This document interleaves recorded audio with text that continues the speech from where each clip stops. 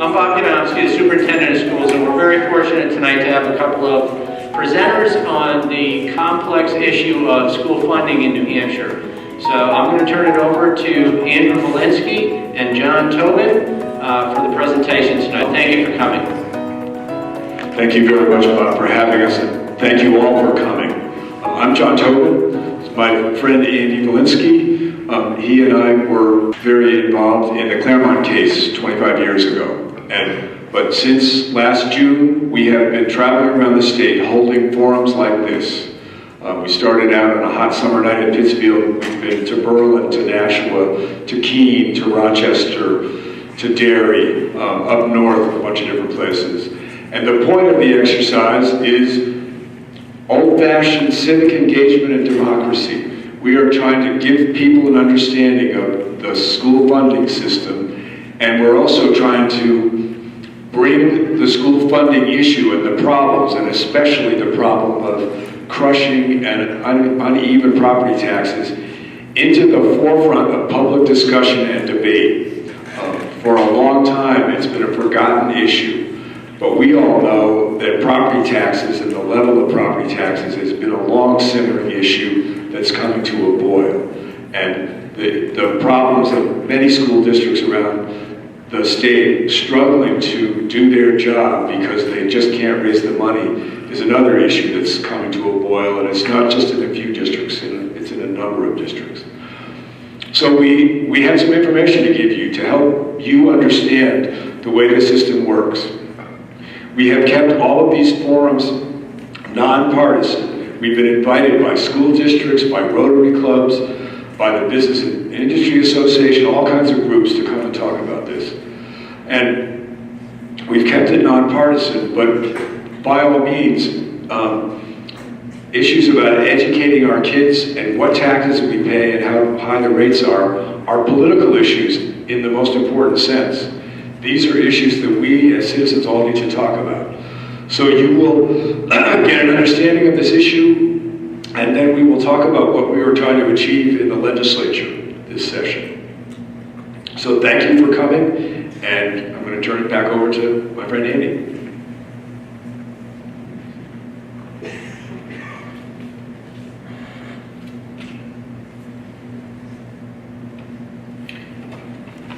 Hello everyone, I'm Andru Volinsky. I'm the Executive Counselor for District 2, which includes Rochester, Dover, Somersworth, Farmington. We're going to provide lots of information. You'll undoubtedly have questions. Hold your questions because we may answer them, but then at the end we'll leave plenty of time. And John and I'll stay as long as necessary. John and I litigated the Claremont cases in the 90s. We're not going to go deep on the legal analysis, but these are the two core principles. And that is that it is a state responsibility to provide a constitutionally adequate education. And because it's a state responsibility, state taxes pay for that education, or should. That is not the case. The state is shirking its responsibility in a number of ways that have become clear from the discussion, and the taxes to pay for schools are not uniform through the state, so they're problematic. So schools are funded from revenues that come from a number of sources. This pie chart describes those sources. You'll note that we have the local property tax in the light blue, providing 62%. Not uncoincidentally, the statewide property tax is also in light blue, and in fact, the name statewide property tax is completely misleading and a misnomer. We'll explain why that's the case, but when you combine those two, I'm hearing an echo. Can you hear this all right, or is it too loud? It's okay? Good. All right. It's just me.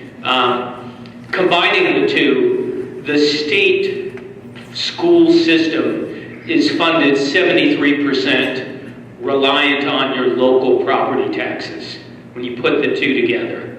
And that has real implications. So if your property is worth a lot, it's relatively easy to raise funds for your school. And if the property is not worth a lot, it's relatively hard. New Hampshire has the lowest level of state support for public education, K-12, in the country. In this bar graph, you'll see the little orange section on top of the last bar. That orange represents the statewide education property tax. So even if you ignore the fact that it's not really a statewide tax, and you give the state credit for that extra increment, we're still 47th. Now, not uncoincidentally as well, we're also the last in state support for colleges and universities. So what you have for kids who grow up in property poor districts is the double whammy. Their parents are paying high taxes to support the local schools, and then when they make it through K-12 and go off to college, they're paying high tuitions because the state level of support is so low. It's one of the reasons why we have the highest level of student debt in the nation. So in order to understand how unfair and how in some ways rigged this system is, you have to know a little bit about how property taxes work. And in order to compare the financial strength of one community to another community, there's a factor called equalized valuation per pupil. It sounds complicated. All it means is you take the value of the property in your community at 100%, and then you divide it by the number of kids. So now you are comparing apples to apples because the property is all valued at 100% across the state, and you control for size because you have it on a per pupil basis. So equalized valuation per pupil. And so some of you may have heard about my staff. John and I are from a well-oiled, well-financed program that puts on these forums. This is our teaching staff. Don't worry about the numbers. This is all proportional. The black line is the community with the average financial strength. It has just over $1 million in property value per child against which that community can levy its tax. So it's $1,040,000 per child. Claremont's the red line. Claremont has $405,000 per child. So the average is $1 million. Claremont is less than half, but it's not the lowest. The lowest is my rubber band. My rubber band is Berlin. Berlin has just over $300,000. The blue and yellow is Manchester, about $700,000. Somersworth is the green dots. So it's well below average in property wealth. The top is Portsmouth. Portsmouth has $2.7 million in property value against which it can levy a tax per child. But Portsmouth's not the wealthiest. Moulton Borough has over $6 million per child.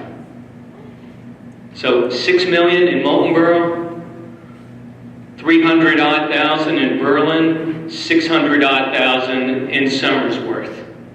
Those are the measures of the financial strength of those communities to provide for their children. And the children are entitled to the same educational opportunities. And communities with that different financial strength can't keep up. So when you think about school funding, it's really just a math problem. So in this slide, we just dropped a bunch of zeros. If you have a community with property value of $20 and you levy a $2 tax, you raise $40 in revenue. But if your property values are only $4, you levy the same $2 tax, you only raise $8. And if you double the tax rate, you're only at 16. So you're still pretty far behind. Here's a bar graph that shows essentially what I just explained with the bars. Moultonborough, over $6 million per child. Claremont at 400, Somersworth 6. Dover's a little stronger in property value than Somersworth, Portsmouth. Bartlett's a little town, so I wouldn't go too far with that. Derry is a property poor town, good sized community outside of Manchester. So you can see how property values are all over the place in the state. And those are the numbers that go with them. And just so you have an idea of the size of the school districts, we included the size of the student population. So Farmington is 572,000 per kid, trying to put together the same educational programming that a Moultonborough and Portsmouth have. And you see with those differing property values, in the next slide, we'll show you how it plays out in tax rates. So Berlin, with a really low tax, really low value, has a high tax rate. The average school taxes are $12.70. It's not what appears on your tax bill because that's an equalized rate, but it gives you the scale of the differences. So the average is $12.70. Berlin is at $18.82. Claremont, for some reason, is not on this one, but it's over $20. So it has the highest school tax rate in the state. Farmington is well above average at 16. Rochester is just above average at 13. Somersworth, again, well above average at 17. And then we just played it out for a $200,000 house. That's what the school tax is on a $200,000 house in each of those communities. So if you're in Berlin, your school tax is $37.64, and if you're in Moultonborough, it's $812. So let's see how this all comes together. So you have communities with different property values, different tax rates, and they produce different amounts of revenue per child. So Berlin, again, really low tax value, a high tax rate, and it produces just above the average in per pupil spending. So the average is $15.8. They raise $16.6 for their children, but they're doing it by really taxing themselves heavily. I'm going to come back to Dover in a moment. Farmington, again, low value, above average tax rate, significantly above average, and they're not quite at the average in spending. Rochester and Dover both have tax caps. So their rates are artificially depressed because of those tax caps. They're Rochester's a property poor community. Dover's below average in property wealth. Their tax rates are not particularly high. Dover is below average, and Dover spends $12,234 per kid.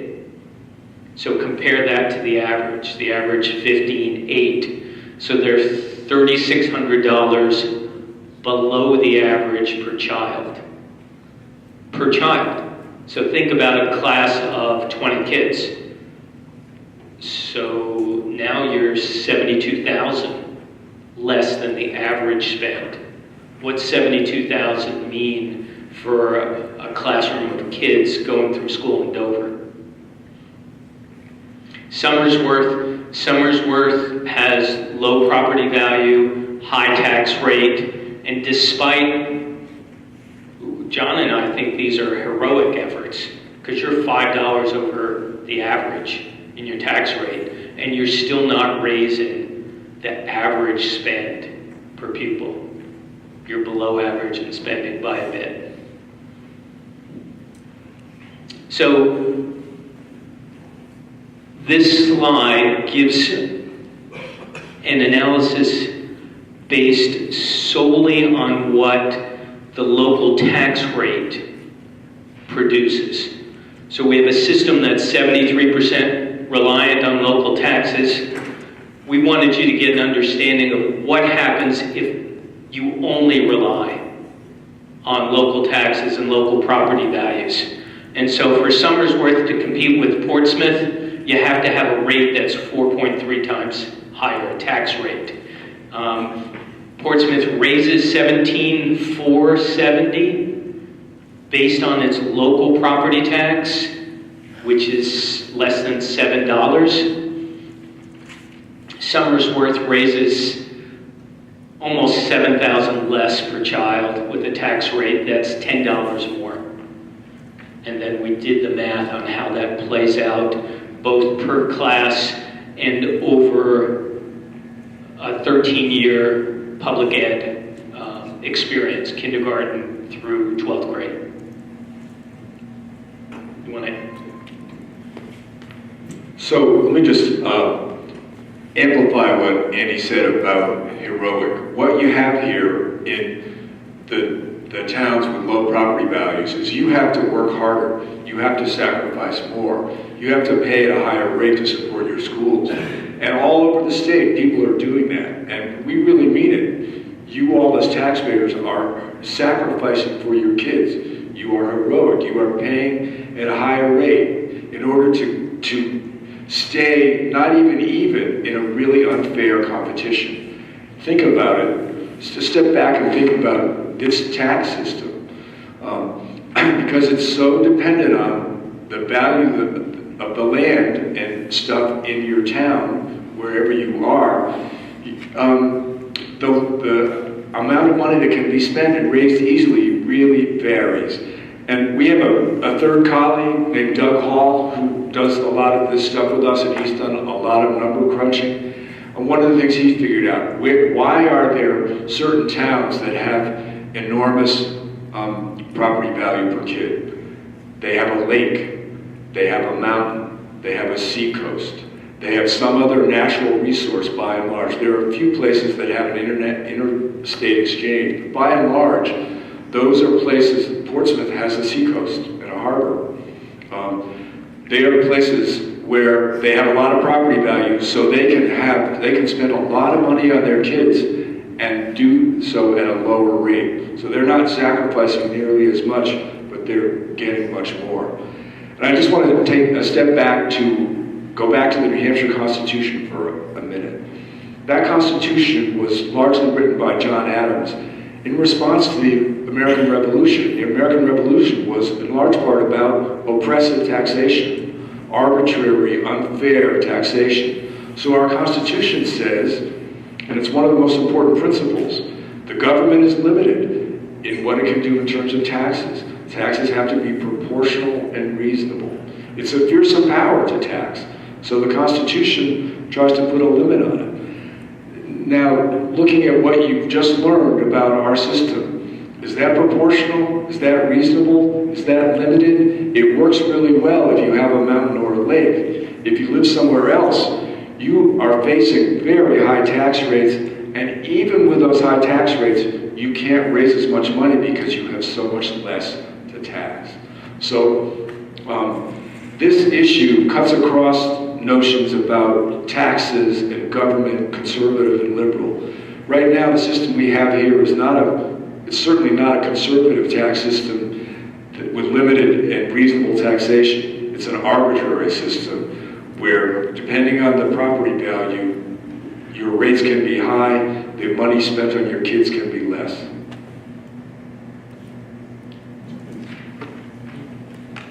So, this is a slide that just has a dot per community based on its equalized valuation per pupil. So 200 odd communities, each one has a dot, and the graph shows the spread of property values in New Hampshire with each of the communities. And so John and I have known about the spread for quite some time. What we didn't know until Doug Hall plotted this for us is that the mean, the average property wealth, 77% of the kids live in communities with below that average, and only 23% live to the right as you see this graph. So how do you move from the left side of the graph to the right side of the graph?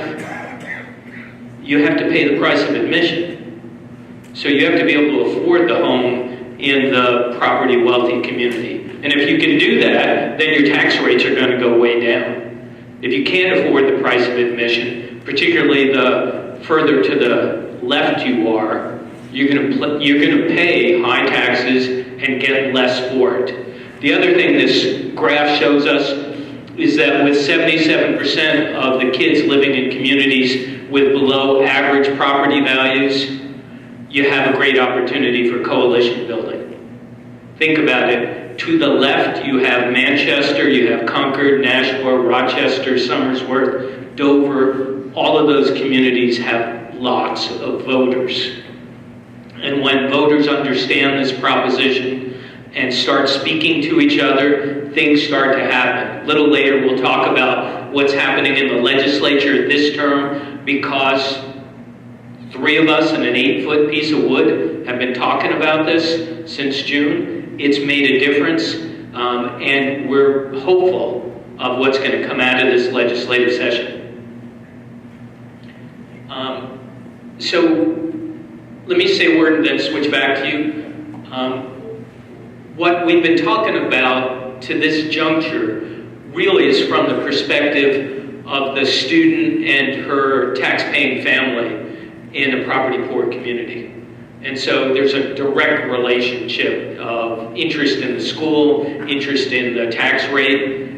This slide starts to make the argument that it's beyond just that. So think about someone who wants to create a business in high-tax Somersworth versus low-tax Portsmouth. If you can afford to open in Portsmouth, you're going there because the tax rate on the school side is $10 less, and it's similar on the municipal side. So it has that implication. If you're Portsmouth and your workers live in the surrounding communities, you want affordable housing for them, can Somersworth afford to support low-cost housing when so much comes off the value of your land and your property values? There are issues about that. 20 years ago, when we were litigating this, people used to talk about the New Hampshire tax advantage. Now they're talking about the aging population. The people who are leaving the state or not coming here because our schools are so vastly different in their quality and their funding structure. John wants to contribute to this. So we have learned a lot in this tour around the prior slide where we now know that more than 3/4 of the kids, and by the way, 3/4 of the taxpayers, live in districts that suffer from the system. That information we have because at the very first forum somebody asked a question about how many kids live in the districts with below average, and so we keep learning. The things on the list are a lot of things we learned. As Andy mentioned, you know, why would let me take back a step again, sort of politically, economically. We all want, everybody, conservative, liberal, Democrat, Republican, we want a state that's prosperous. We want a state that's prosperous all over, not just in a few places. But this property tax system really discourages business development in property-poor towns. Why would a rational business person open a business in Berlin or Claremont now? Because the taxes are high and the school systems are shaking because they can't fund them. So we have all these ideals and vision and hope that our government would support prosperity across the state. The property tax system, in fact, aggravates the problem of people leaving and business not forming in a lot of places. So it works against something we all think we want. As Andy mentioned, it really works against bringing young families in. One of the things that happens around the state is that town officials, either quietly or openly, are wary about new housing that's going to bring in a lot of families because they're worried about the impact on the school budget. And step back from that a minute. Is that a way to build a society that has a future? If we don't want to have, if we're worried about bringing families in with kids because we're afraid of how that's going to impact our local taxes, that is a policy that really discourages young families to move here and stay here. And in the 90s, they were doing that, but one of the things that's changed is that New Hampshire, everybody knows we're struggling to attract young families and keep them. The property tax system aggravates that. One of the other things we learned was there are a lot of places around the state where enrollments are declining. Population is getting older. Young families have left. So a number of people at the forum said, well, why don't these districts at least become more efficient by combining? Why don't they, if they have fewer kids, why don't they work together? Well, the mayor of Berlin answered that question at our forum up there. He said, who would take us?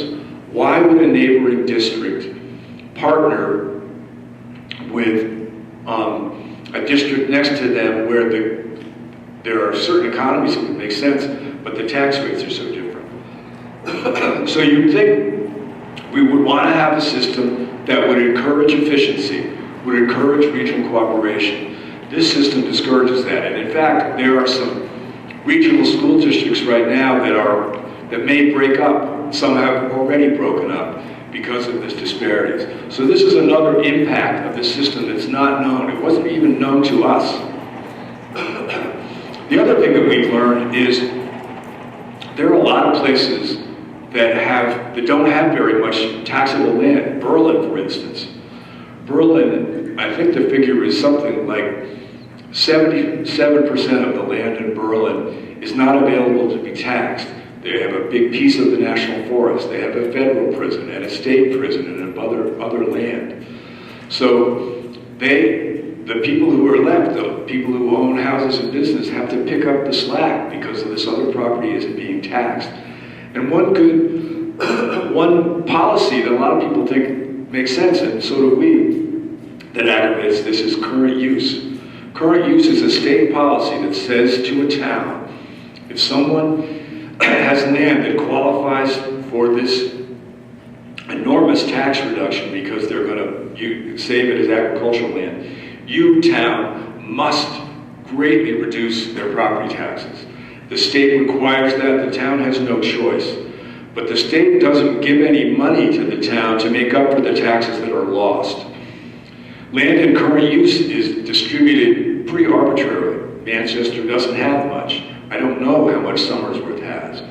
But there's some places where a lot of land is lost to the tax base through current use. The local people have no choice. And what does that mean? That means everybody else who's still in the tax base has to make up the difference.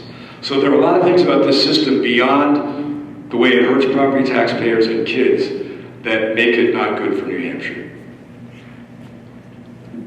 Okay.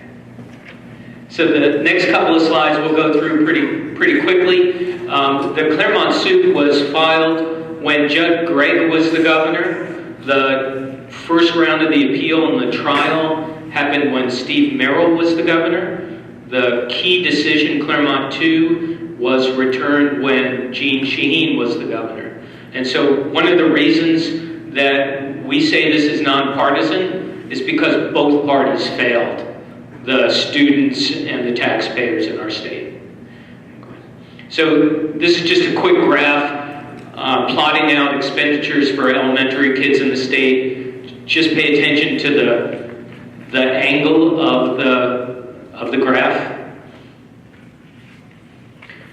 The orange is 20 years later. and the distribution hasn't changed in expenditures. This is the same kind of plot for tax rates, and you can see how close the orange and the blue are. The distribution of tax rates really hasn't changed, and that's because administration after administration, legislature after legislature has failed to tackle this problem. So here's why there's no change in the distribution. Even though the per pupil cost is $15,860, the state says it can pay for a constitutionally adequate education, which is the state's entire responsibility. It's not a shared responsibility, for $3,600 per child. And then there are a couple of little add-ons depending on how many free and reduced lunch kids you have, English second language learners, special ed kids. And so the average in Somersworth is almost 5,000 because you have a number of children that fit those categories for differential aid. But the base number is 3636. And because that number is so low, you can't change the distribution of either spending or tax rates. Yeah, why don't you do it? So one of the things we did is, and John will take us through this exercise, is the first community where we did this presentation was Pittsfield. We went back to Pittsfield and said, show us something of what your schools would look like if you spent $36.36 per kid instead of what you actually spent. So in Pittsfield, under the state's formula, they would get $2.6 million for their kids, and that under their formula, that's enough. In fact, Pittsfield spends $10.3 million. So the question was, well, what would the school district look like if all you had was what the state says is adequate? So the next couple of slides, and you don't have to read them, are a long list of all the things that get eliminated. 5 of the 16 teachers at the elementary school, all art, music, and phys ed. All health insurance and other benefits for the teachers, all sports programs, 4 of the 8 custodians, all counselors, all foreign language programs, all maintenance of the buildings, and the list goes on and on. And you can go to the end of the list. And so then, what they did was after they eliminated the cost of all the things on the list, the average class size was 29 per kids. They had some teachers left. They'd eliminated everything else, teacher benefits, taking care of the building, everything else, but they had teachers left. And the class size was a little under 30. But the number was still 5.2 million. And the state's saying, oh, we think 2.6 is enough. So once to get down to the 2.6, they had to go after all those teachers. And the end result was a budget where the average class size was 60 kids per student. So this is just a little exercise to show the folly of that number, that 3,600 is enough, it's adequate.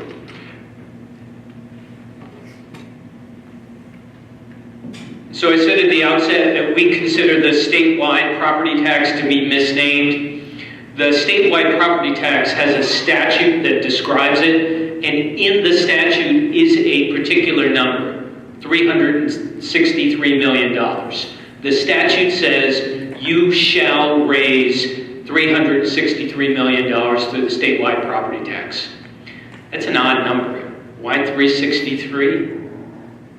The answer is, when you raise 363, virtually no money gets redistributed from property wealthy communities to property poor communities. You levy a tax rate of just about $2. At $2, with 1 or 2 outliers, all the communities in the state levy $2. The municipality collects it, the local municipality collects it, sends no money to Concord, and then gives it back to the local school district. So all of the property wealth advantage stays in that community. And I don't want anyone to think that we're picking on Molten Borough. Molten Borough's a wonderful place, except you can't get there from Massachusetts unless you drive on the roads that the rest of us pay for. And so Molten Borough gets to keep the benefit of its property wealth, and we pay for access for all the people who drive through southern and middle New Hampshire to get to Molten Borough. So Mitt Romney, you're welcome. Stabilization funding. This is really what brought us to a boiling point. In figuring out the adequacy formula, the state had something called disparity aid, which was a recognition of this dynamic, that you really had different fiscal capacities, different financial strength, community to community. And so a portion of the adequacy aid was geared at directly tackling this. And that part was taken away. And because the result was so dramatic, so harmful to the poorest communities in the state, the ones at the bottom of our staff, that they introduced something called stabilization funding, which made up for the loss. But then in the 15-16 legislature, under Speaker O'Brien, they decided to do away with stabilization funding at the rate of 4% a year, so that 25 years it's completely gone. 4% may not sound like a lot, but in a community like Berlin, that means they lose $220,000 per year in stabilization funding. And in order to make up for the $220,000 in Berlin, it costs them 55 cents on the tax rate. In local communities, Farmington is the most dependent on stabilization funding. You can see here they lose $116,500 a year, and they have to raise their tax rate 26 cents just to tread water. Go back to the other one for a second. Rochester loses $351,000. They just this last go-round had a big fight to overcome their tax cap. And when we gave this presentation in Rochester, there have been 3 4% cuts. The superintendent came up to us and said, you know that big fight we had on the override? That just made up for that 12% decrease in stabilization funding. So all that angst, all that political capital was just to stay even in their funding. These are the 4% losses in representative communities around the state. Berlin, as I mentioned, 55 cents. Claremont, 36 cents to keep up with the losses each year. Franklin's another big one. Farmington, Somersworth is well up there. 11 cents every year just to stay flat funded. So other sources of funding in New Hampshire, we're just going to do this quickly. Building aid's easy because it doesn't exist. The lottery. Who thinks schools are paid for by the lottery in New Hampshire? No. 2.5% comes from the lottery despite their commercials. 2.5%. And Keno pays for 20% of the cost of full-day kindergarten. Don't believe the commercials. Kids in Poverty is a measure, kind of a stand-in for the needs of children in a particular community schools. You'll see some very high poverty areas. Manchester, almost 56%. Claremont's at 50%. Berlin at 53.5%. So half the kids are living in poverty in Berlin. And that means that there are needs for additional services, and those services cost money. So those communities should be spending more money, and they're in places where it's harder to raise money in the first place. These are some of the local communities. Somersworth is almost at 50%.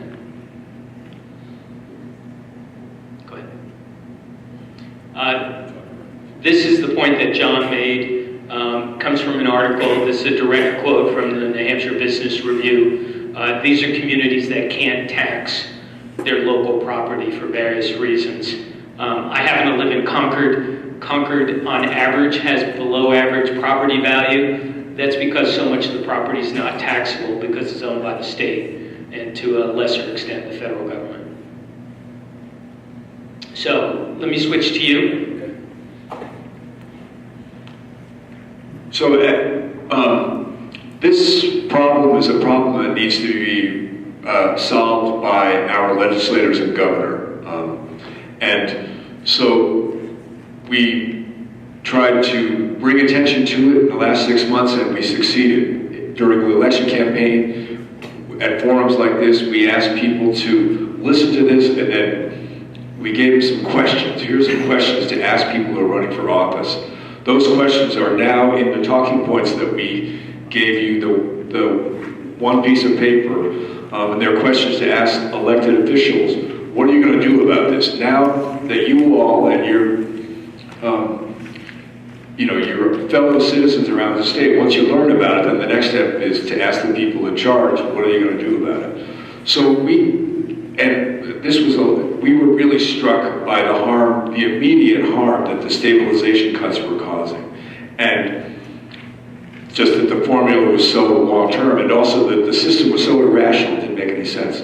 So we came up with these 3 things that we hope to achieve in the current legislative session. One was to stop those 4% cuts, stop the bleeding, and put the money back into those communities like Somersworth that had lost that money. The state was cutting aid only to the communities that needed it the most. How irrational was that? So the medium-term thing that we hope would happen is that they would put some more money into the whole formula. They wouldn't just fix the stabilization aid for the neediest communities, but they'd do something to really go up in a meaningful way from that 3,600 number. And then the long term, this system needs a totally fresh look. It needs a group of people who are not afraid of politics, who will look at, well, what does it really cost in the 21st century to educate kids? And what's the best way to raise the money for it, or the combination of ways? So those were our goals. And we have had some success, and I think it's really, we kind of stirred the pot. But what we have been doing is we have collected the names of people who've come to these forums, and again, all over the state, and we asked them to contact their legislators. And I can tell you, I've known a lot of legislators over the years. They hear from 10 people about an issue. That's a landslide. They start to pay attention. The legislators are paying attention to this. Look at the vote about stabilization aid. 250 to 96. That is a big margin of victory. And that was Democrats and Republicans. The Republicans in Derry and the Democrats in Concord all worked together because they could see this was hurting them all across the state. This is not just that 77% slide. This is no longer a problem that people think of as, oh, it's just those old mill towns. It's just Berlin and Claremont and Pittsfield. It's most places. So the medium-term thing was a new crack at disparity aid. It doesn't raise the overall basic amount like we had hoped, but it does put some more money into places that have the least ability to raise money, like Somersworth, like Rochester, like Pittsfield. And then the final thing that we hoped to happen was a real independent commission to look at the problem. And look at the medium-term thing, the fiscal disparity aid. The margin of victory in there was even bigger, 262 to 82. immense bipartisan majority. No real debate and argument about it on the floor of the House, because it's kind of beyond partisan politics. This affects places like Pittsfield and Allenstown that Derry, that traditionally vote Republican, and it affects places like Keene and Nashua that vote Democratic. And once people had the spreadsheets that showed the harm that they would get, they were suffering, and the relief that these bills would provide, it became pretty easy to support. So now these bills are in House Finance. They passed the House once, and now they're in House Finance. Today, a subcommittee of House Finance decided to take them all and put them in the overall state budget. And so we feel like we're making progress, and that's because legislators have heard from people like you. They've heard about us, but they've heard from people like you. And I think the credibility of people all over the state raising the same issue has gotten the attention that this issue needed, that it deserved. So we hope that you will be after your state senators and your state representatives, whatever party they're in, to keep supporting these things. And if you gave us your email address, you will start to get a newsletter from us. We just came up with a name. It's literally been a couple of us gathered around our dining room tables doing this, but we actually now have a name: New Hampshire School Funding Fairness. So you get an email, a little newsletter from New Hampshire School Funding Fairness, which will tell you about the next step and urge you to contact your legislators. And part of the reason that those bills passed is people came to the initial hearings. People came from Berlin and Claremont and Conval and Concord and Manchester and the North Country. People came and the legislators hadn't heard before. And they pay attention. They're doing their job. They pay attention. So that's the next step. Let me just add. So staying in touch and being able to mobilize people is really important. There's a sign-in sheet at the table. Here's another sign-in sheet that we can pass around. Somersworth will host a set of these slides on their website. So we'll leave a set of slides. People can access them. There's no copyright. Use it however you want. Get the word out. John and I are happy to stay for questions. If you have questions, let's address them. I'll try and repeat them so everyone can know what's being asked. Okay, go ahead. This is one more that we try not to hammer you to death with PowerPoint slides, but one of the questions that we've often gotten, or two questions, isn't this a problem because these towns aren't frugal? And we actually, if you want to see frugality, go to Pittsfield or Somersworth or any of the places that have to do a lot with little. The other question we've gotten is, isn't this a problem that these towns haven't developed their economies? They haven't been adept and hardworking enough in bringing in new business and industry. Well, our statistical guru, Doug Hall, looked at that, and what he showed was the more business and industry you have, the higher the tax rate. Because those businesses and industries may not bring kids into the school system directly, but if they hire employees, they bring in kids. And they also have infrastructure expenses. Town wants to attract industry, they got to spend money on roads and sewers and things like that. So it is a myth to say that this is a problem of local failure in developing businesses. That's not what's going on. Okay, questions? Anyone? Yes? Why was Pittsfield chosen as the first sort of bellwether? Why there? They asked. Okay, great. Actually, John has, because I'm in state government, I can't sue the state anymore. That's how I stay elected. John started to organize some lawyers for a new lawsuit. I knew people on the Pittsfield School Board. They asked me to come explain it to them. I said, why don't we have this kind of a discussion? And it took off from there. Other questions? Dave? Do other states in the nation suffer from similar disparities as New Hampshire? And if not, what are they doing differently? So the question is, do other states suffer with similar disparities? And the answer is some do and some don't. So if you remember the early graph that showed New Hampshire had the lowest level of state contribution to K-12 education, all of the states to the left of that graph that are on the low end of state contribution have these wide disparities.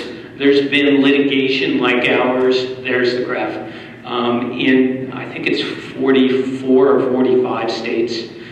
So all the ones to your left have had problems. Vermont, interestingly, which has the highest level in the nation of state contribution, so it has the lowest disparity community to community, had the same lawsuit that we had at the same time. And because they had political will, they solved the problem within 2 or 3 years of the lawsuit.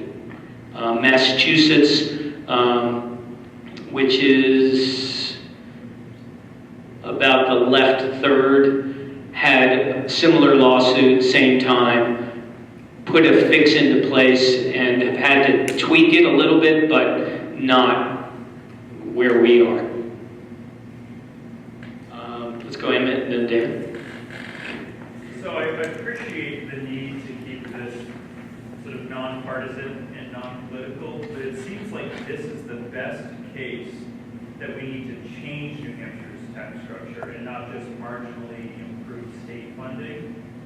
Why isn't talking about a broad-based tax or an income tax part of the solution? So we keep this nonpartisan. It is absolutely political. And it's political because there's been a failure of political leadership. And a lot of that failure stems from politicians year after year after year taking the pledge. If you take the pledge, you can't talk about this. And this needs to be talked about. We have no interest in dictating one solution or another. There are different ways to approach this problem, but it needs to be approached. And it's a little like climate change. We're at a tipping point. If we don't change how we approach this, the problem may be beyond remedy. And so we need to address it now before more young people stay away or move away. Yeah, so my question was just like building off the last two questions, just like states that had similar problems to us, that with similar tax structure but overcame it, like what were some of those fixes that they implemented? So the question was, what kind of remedies are used to fix this problem? It runs the gamut, somewhat dependent on the culture of the particular state. So some of you may remember Governor Engler, conservative governor from Michigan, who recently became the president of Michigan State after the big controversy there. Engler adopted a statewide property tax and a big increase in the cigarette tax in the mid-90s, and then said if you don't like this, you can adopt another series of taxes, but if you don't do anything, this is what we're going to do. And that's what happened. The state used the default, solved the problem. Other states have a mix of tax structures, revenue structures, that they use to address it. It depends a lot on the state, but you need a source of revenue. You don't necessarily need to increase overall spending, but the way we raise the money has to be done fairly, and it's evident that it's not done fairly. It's rigged. Has there been any nonpartisan analysis on what the outcomes could look like if New Hampshire were to establish some sort of broad-based tax, whether it's income or sales or both? And I guess part two is, I know there's a couple states in the nation that have no sales and income, and I'm wondering off the top of your head if you know which ones they are so we can kind of see where we are comparative to them. So no sales and income. Tennessee is in that group. Halfway. right about the middle. Okay. I think Alaska is also in that group. And Alaska is Right half. the right quarter. So it's a mix. It's not dependent on the tax of choice. It's dependent on your commitment to addressing the problem. And in places like Alaska, obviously Alaska has a lot of natural resource wealth. And so taxes on that fund a lot of it. But it's used to fund it. And that, I think, is the key.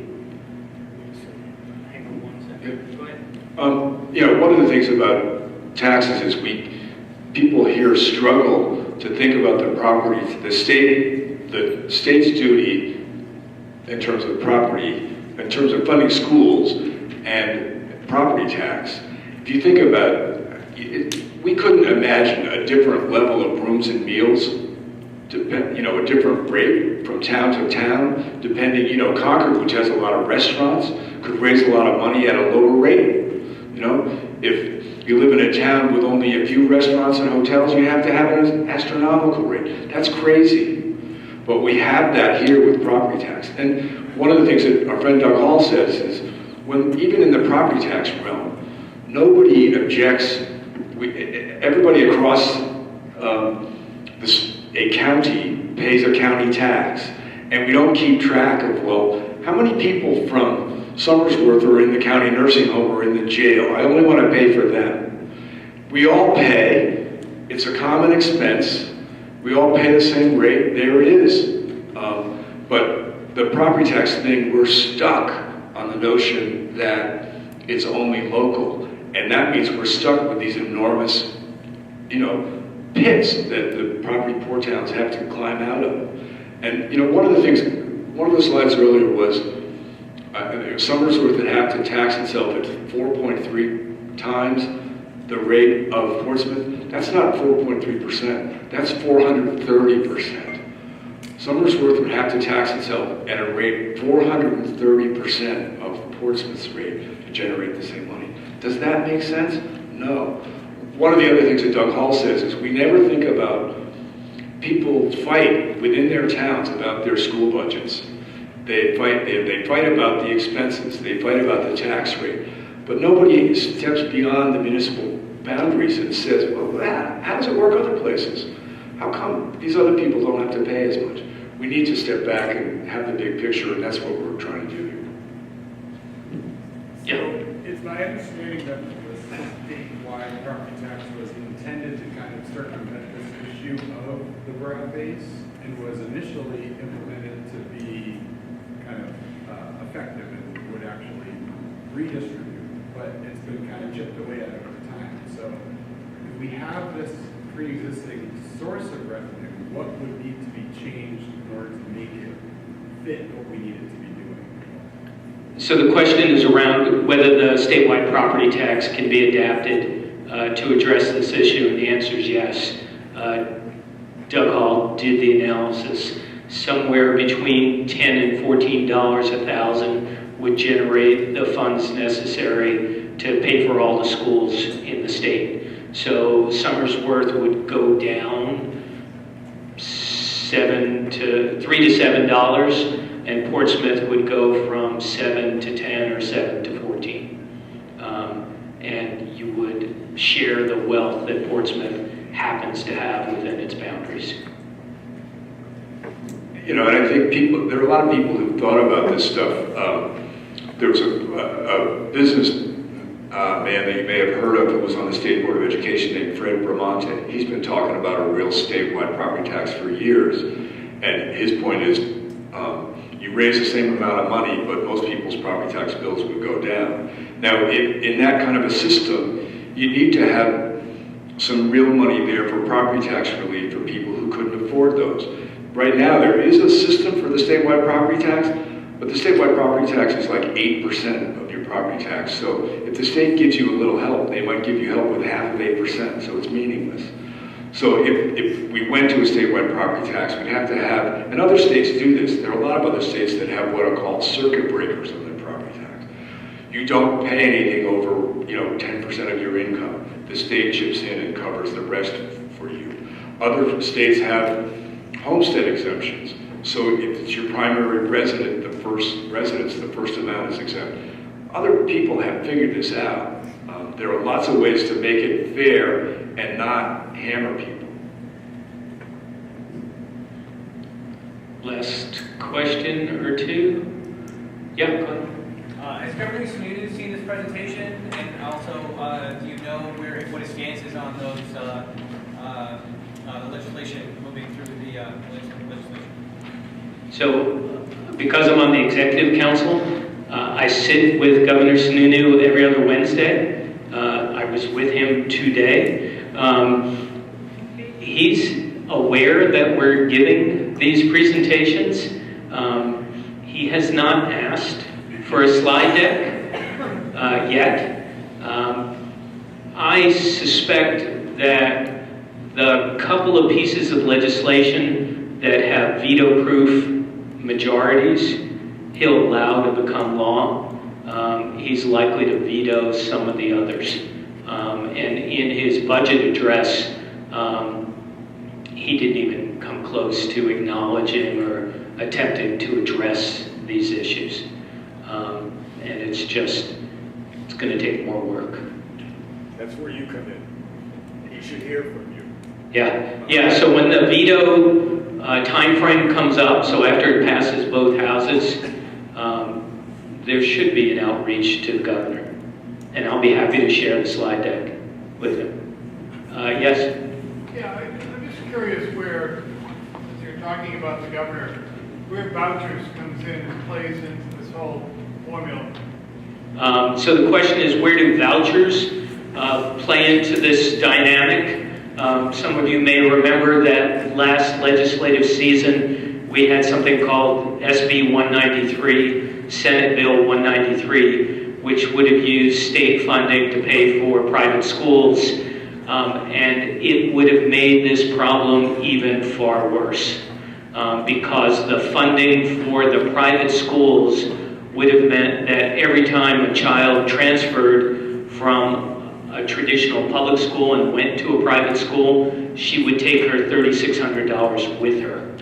So it would be at the cost of the public school, but because only a few kids would transfer, you wouldn't be able to change the cost structure of your local school. And so you'd have to make up for each of those $3,600 increments by increasing your property tax. So your property taxes would pay for those school vouchers. We keep saying we've learned a lot from these forums, and it's really been an amazing experience to be in high schools and elementary schools all over the state and to hear from people all over the state. One of the things that I've learned is there are some people who want to privatize education and want to do vouchers, and they are very vocal and they are sincere in their beliefs. In fact, I think they're a pretty small minority. Their advocacy is well funded, but most of the people we've encountered care about their public schools. They want their public schools to work well. They want the way to pay for them to be fair. And the voucher is a sort of a noisy side conversation. Okay, one last question. Mr. Superintendent, would you?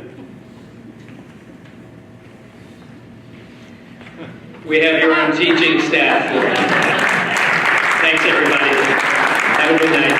Thanks for hosting.